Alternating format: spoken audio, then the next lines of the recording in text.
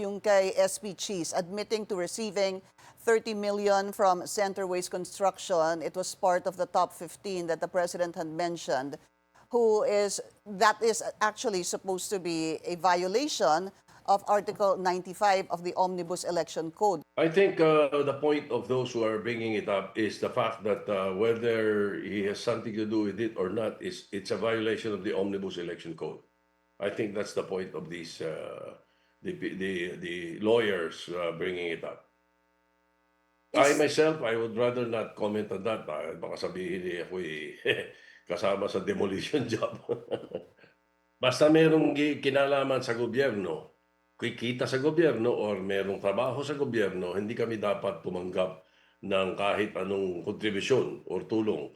Parang yung bawal sa amin yung tumanggap ng kontribusyon from abroad from foreign countries or foreigners, bawal yun eh. Pareho din yun nun, ganun din yun, bawal yun. It's really a violation, obviously. So we leave it to those bringing it up to bring it to either to the Senate or to the COMELEC.